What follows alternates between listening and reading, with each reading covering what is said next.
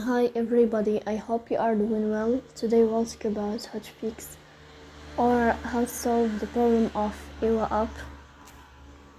You will click on settings. In this page, you will go to apps, default apps, app settings. Here in this page, you will search about EWA app and you will click here. In this page of app info, you will click on first stop and you will click OK. Here you will enter to the window of storage. Then we click on clear cache.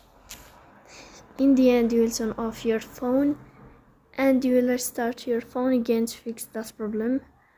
So that's all. Don't forget to support us by like and subscribe. See you next time.